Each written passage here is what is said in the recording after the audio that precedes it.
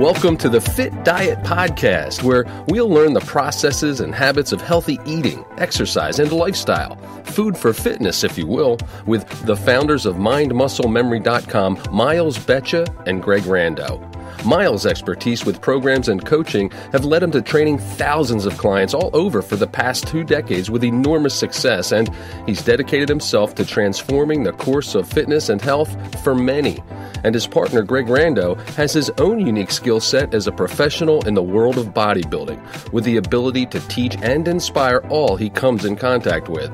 Join me now as we discover the secrets of sticky fiber and proper habits and how to implement the MindMuscleMemory.com lifestyle. Welcome in and thanks for listening. And hello, everybody, and welcome into the Fit Diet Podcast, another episode, action-packed, plant-based, muscle, mind-building, strengthening core, you name it. If you've got the adjective, the fellas from M3 have the answer for you. Greg Rando, Miles Betcha, the co-founders of Mind Muscle Memory. How you doing today, fellas? Hey, doing pretty good, Bobby. Excellent, Greg. Yeah, excellent. Very well, Bobby. Good to hear from you. Outstanding. Glad to be on board and bring the exciting information to folks with itchy ears. Hopefully we can scratch them by the end of our episode today. So what you eat, what I eat, what we eat, your mind-muscle connection, and why you should care. You know, that's a really good question.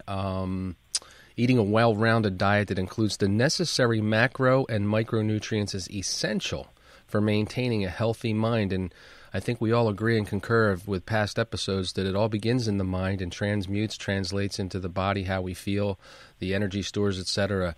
What are you thinking, Miles? Why is it important to eat well-rounded as opposed to, just going through the drive-thru and grabbing a Big Mac and a double order of fries? What impact does that have, healthy eating, on our mindset? Well, I would first start off by saying, in coming into this topic, I was thinking about the two different aspects of having a healthy, well-balanced diet and having a healthy gut. Of course, that's one of the main components to this article and this talk that we have here, was that the gut health, when we eat a proper diet and a healthy diet, it's much healthier. And our gut health has been shown to affect our mood and our anxieties and how our mind is responding, even hormonally at times. It looks as if the studies have really shown that our gut health and what we eat affects our gut health. What I was going to say was that one is, we got to face it. Sometimes we're hungry and we're not that happy, and sometimes we just don't eat good and we feel sluggish, and like you said, if we go through a drive-through or eat something that is there, it said, oh, this is a food, but really, is it a food? And we eat it and we just don't feel good. It just makes us feel uncomfortable in our system, in our digestive system. So depending on how we're eating, we can either just immediately not feel very good, or the long-term result is that we have a poor digestive health in our gut, and that can affect us with our hormones and our mood and all of those things as well. So I mean, it's right there, the immediate, and then also how our digestion is as we digest those foods. Yeah, that makes sense. Perfect sense. I know, Greg, that if I go along the track of healthy eating, mindful healthy eating, and then I veer off that track for a hot minute and I imbibe in something less than nutritious, yeah, Miles, I tend to feel sluggish, and it tends to affect my mood and my emotions. So definitely important.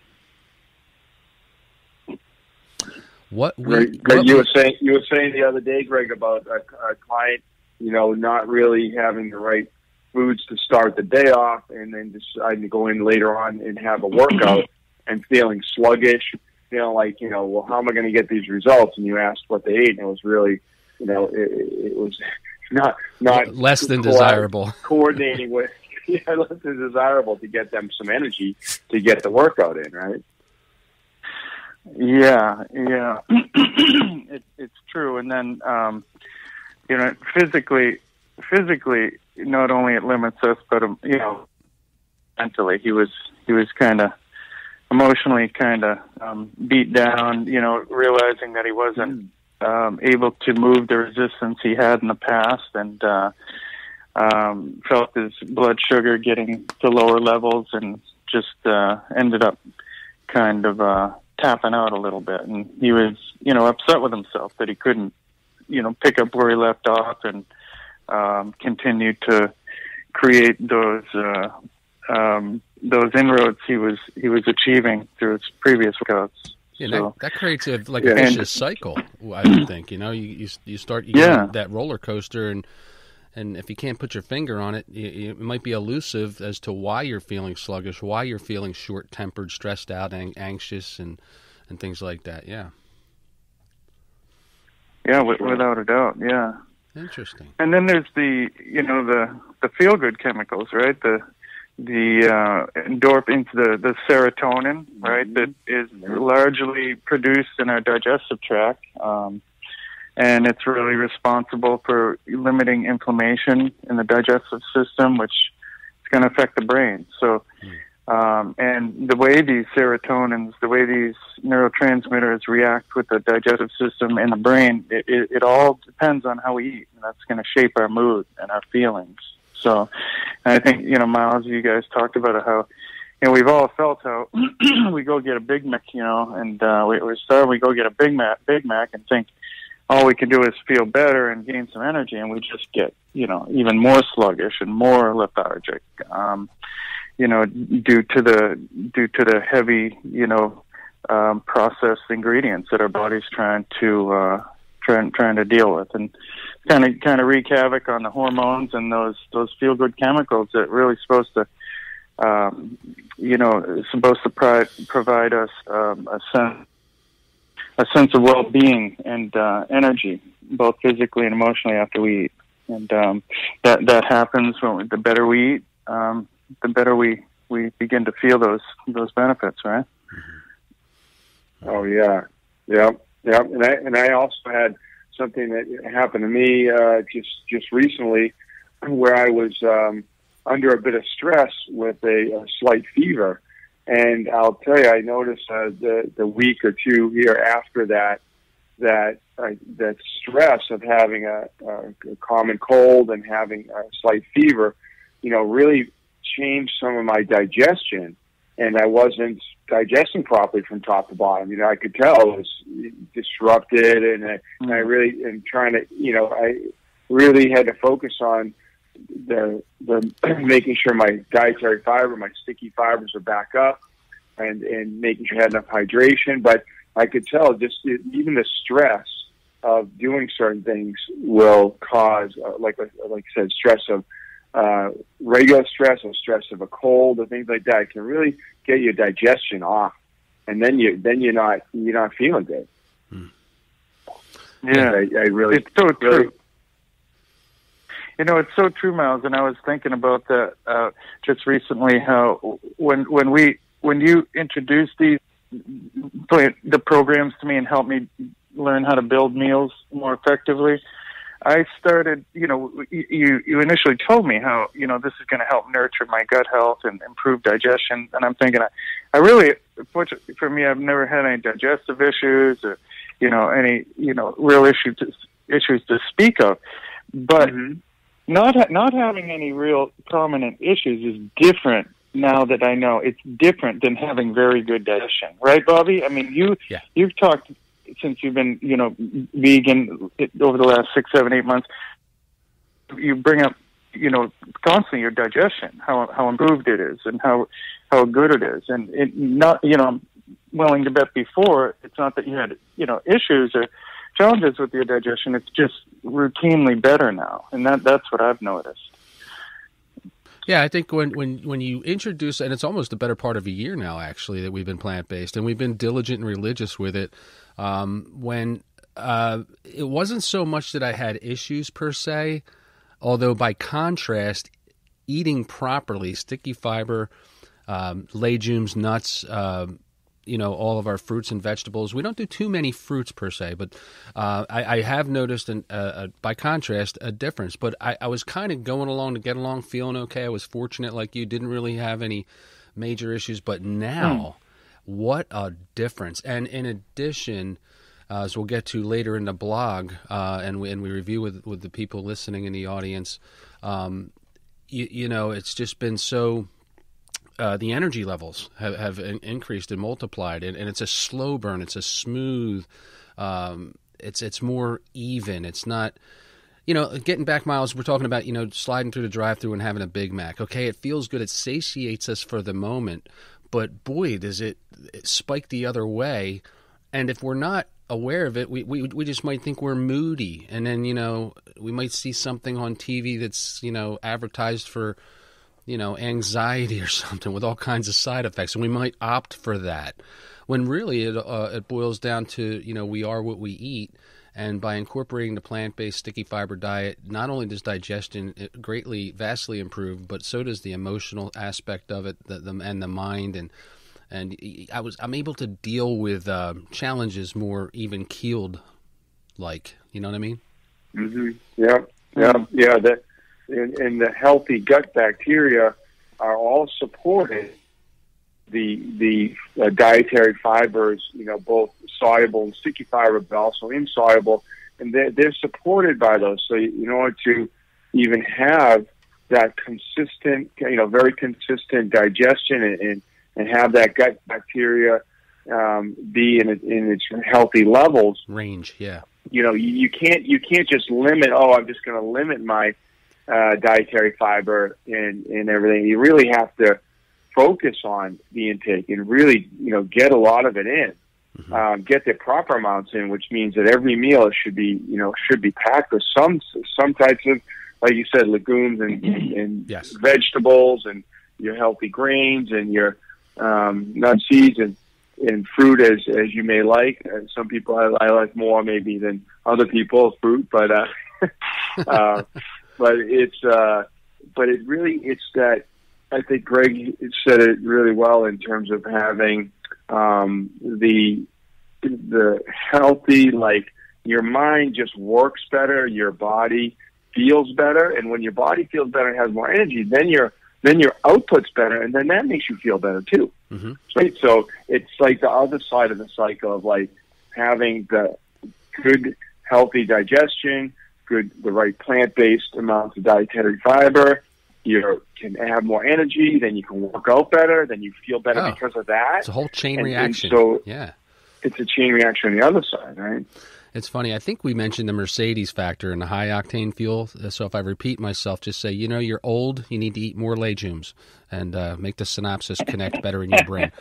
But, I was in the shop, and there was a fella who went out and he spent, six figures for this Mercedes convertible, and his car's in the shop. And I was just chatting with the service rep, and he said that, some of the rods were bent, the push rods in his motor. And I asked him immediately, did the service advisor to the client, he says, have you been putting the 93, 94 octane in there? And he's, absolutely. No, absolutely I have. Well, upon further inspection, when they opened up the engine, it was putting in poor fuel, and it had a result. So that's not just a recommendation. And I would argue the fact that our bodies are similar to that. They're finely tuned, organisms that require, it's not to say that it can't run or it won't run with less than, and eating, foods that are not nutritiously sound, but to get the most out of this fine tune. And listen, we come onto this scene, as it were, with this gigantic computer between our ears and the physical body, and it just really does pay benefits. And I never really paid much attention to it until later in life, and I wish I had sooner, because the garbage in, garbage out, man, I will tell you. And I love to digest properly. I love to think clearly. I love to have my energy level, and that's what the folks at Mind Muscle Memory furnish for people via their blog. If you go visit mindmusclememory.com, you click on the blog page, and Miles Betcha has crafted a number of insightful articles, of which we're reading and pulling from today for today's episode, and get over there and check it out. It's imperative to keeping your machine running in tip-top form. And that's all I'll say about that. Yeah. Well said, though. Very well said. Very well. And Greg, for the, I was going to say, in response to that, I don't know if you wanted to say something, but it was like, how does that make your performance for your athletic training? What you're wanting to accomplish in your training in the gym and being ready for competition, right? Yeah. It's amazing to learn what a connection, the stomach and the mind have. I don't typically think of, the food, the results of the food, affecting my mind as much as I usually do my physical self or my physical energy. Yeah, but there's a real connection between the mind and body, and sometimes, Bobby, we talk about competition anxiety. Getting up on stage and trying to perform at your best in that moment that you have, and I've learned that anxiety and depression, they really can be a result of our diet and the way these feel-good chemicals or these neurotransmitters then react with our digestive system, in the creation of, or the amount of inflammation it creates, which creates a disease or illness in the mind. So it's really interesting how we can take it back one step and think about not just the physical self or the physical energy, but how we want to, sustain not only focus, mental energy, but an uplifting mood, and foods that work with the digestive system and the brain do that. And like we talked about, they're rich in fiber, they're the phytonutrients, and good sources of protein. So I think through my journey here with M3 and installing these programs, I've gotten to benefit. I've benefited from these programs on a physical level, and now they can affect me on an emotional level. And as I can learn how to sustain my physical self and physical energy by being more thorough with my practice, I'm gonna focus on doing the same with my with the way it affects the way I use food to affect not only my mental energy but my mood. So I thought this was a great topic this week. I learned a good amount from it personally. Yeah, it's funny. Miles, did I mention to you about Vince Carter and his? And if I did, again, that's what happens. I don't think so. Good, because I've been eating these sticky fibers in the plant-based diet, and I've been really, I don't want it to affect my memory in my advanced stages here. So if I repeat myself, just raise your hand and I'll stop. It's called Bobby, it's called same story syndrome. We all have it. It just comes and goes. I like that. I'm becoming my grandfather overnight here, I tell you. So Vince Carter, he's in the NBA for 22 years, just retired last year, and he was being interviewed, and he stated that he made a comment that he said, I can't do the things that I want to do. I'm just not. And the interviewer said, well, elaborate. What do you mean? He says, well, for instance, I can't go down the court and slam dunk every time. As you know, he was the slam dunk champion. He was a spectacular athlete and a wonderful player. He says, I can't do that every time. He says, number one, my knees won't take it. Number two, and to the detriment of the team, I can't get back on defense and defend, so I have to pick my spots. And he says, well, what else, in what other regard are you speaking? And he said, well, I can't go out with the guys anymore as frequently, and I can't just let my hair down and eat what I want. And he said, and I learned that, halfway through my career, if I wanted to sustain a career of longevity and high output, that I have to be mindful of what goes into my system. That translates, and and how it affects and how that can relate to us, each and every one of us, in these trying times where, the this pandemic scenario has got people, in various states of anxiety, and the holidays are quickly coming on us. I think it's incumbent to do everything that we can to combat a deteriorating mental health and physical health through diet, and we just should be that much more alert and aware of what we're feeding ourselves, mentally and physically.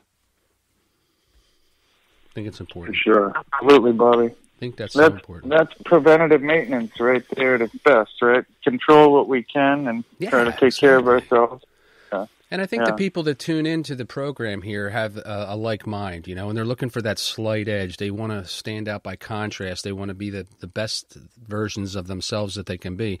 And once again, if they, if they're familiar, if they're not familiar, visit www.mindmusclememory.com. Click on the blog page. Check out all the insightful articles.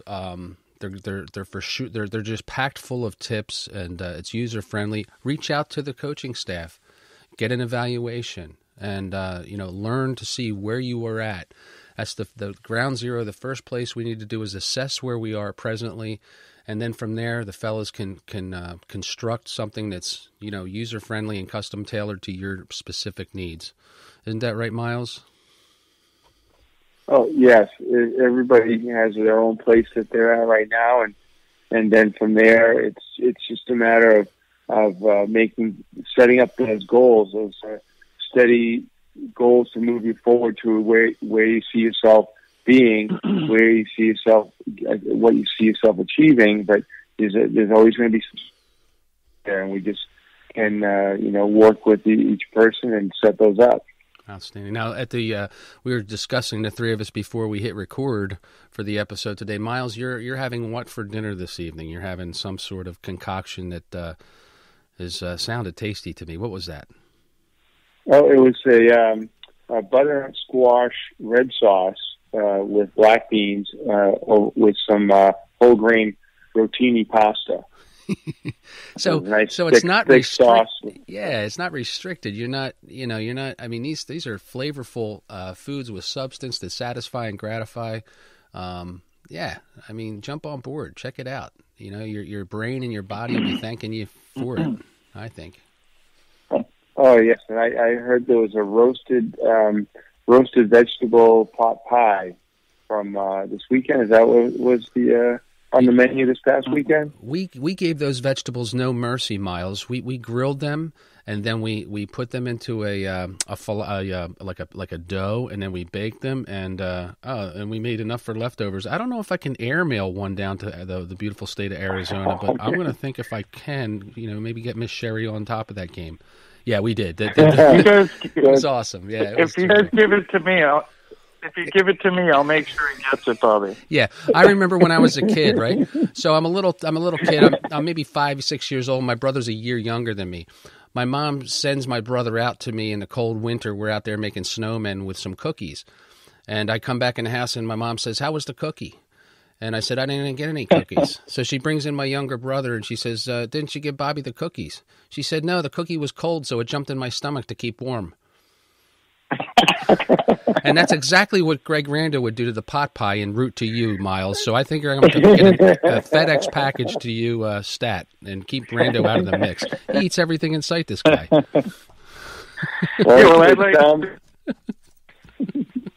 I want the chef to feel good,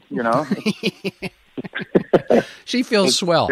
She loves when you come over. Yeah. She gets to practice some more. So, good on you for eating this spaghetti squash. And I tell you, man, we're finding all different kind of new ways to prepare the foods and enjoy them and make enough for leftovers. And they certainly do provide clarity and energy at this advanced age. That's for sure. Doesn't hurt. That's for sure. Well, it doesn't hurt, and it's really important at all ages, for sure. Yeah. Even the young ones that we know from kids. We're not going to start giving our young ones just candy bars and and things when they're younger, because they have that little digestive system. And everyone's always cautious. I've always sort of said everyone's always cautious about giving their young ones the amount of carrots they need, or the different peas and carrots, or potatoes, and all the different food groups and everything for the young ones. But they have that little digestive system. So why does it get thrown out the window when they get to be like 12 years old, and they just can eat whatever they serve them at school, which is really not much for food. And so a lot of kids mainly eat just like one meal a day sometimes. That's actual food, So I think it's real important that from all ages, we want to give our little ones all fiber and have them have good bowels and digestive system, and we should be keeping that throughout all our years. Yeah, and that affects the circulatory system, the respiratory system. It all works in concert together. And I think you're right. I remember growing up, I used to say, when I make money, when I get a job, when I get older, I'm going to buy every candy bar, every Snickers bar, and Heath bar in a joint, and I'm going to eat it. And of course, I splurged once and then didn't feel so great for like 3 days. So I forgot, isn't that an irony? When you're little, you don't have any money, and you got this insatiable appetite for sweets and stuff, and then when you do get the money, you don't want it. That's a terrible thing. It's like we're cursed. I don't get that. You know what else too? I just I saw a brief article today. They said people who adopt the Mediterranean diet, which is largely plant-based and incorporates a lot of fiber. They're recommending vegetables, fruits, grains, lean proteins and legumes and things. All the things that are, prevalent in the blue zones across the world. These types of diets lower the risk of depression and anxiety by 25 to 35%. Mm-hmm. That's significant. Mm-hmm. We were just talking about young children nowadays with mental disease and the pandemic and the circumstances around us all. And any way we can maintain the health, nurture our, bodies and minds and maintain our mental health, and anything we can do to be proactive and develop those good habits and patterns, they go a long way. No doubt. Go a long way. That's a significant amount, over 25%. It sure is. Yeah. 1 in 4 people, this is the risk. If I do my math right, I think that's correct. 1 out of every 4 people. Yeah, that's a high rate. 1 out of 4. Yeah. Yeah, and testing you, Bobby. Where's my calculator here? Damn it, when I need it. I'm checking Greg. I don't know. He could tell me one thing and I'd buy it. So. But I'll go with that. 1 in every 4. So we're hoping to. You do your research. Yep. Yeah. Well, we're looking to combat those numbers and bring up the percentages in the favor of good health, both mentally, physically, as well as emotionally. So that concludes this lively episode of the Fit Diet Podcast, brought to you by mindmusclememory.com. The good folks at M3, be sure to visit them online. Get some gear, get a hat, get a tank top, get a t-shirt, swag we like to call it. Represent. We certainly appreciate your time, your ear that you've invested today in all these episodes. And until next time, for co-hosts Miles Betcha and his partner, co-founder Greg Rando, I'm Bobby Stein. Thanks for listening, and please take good care.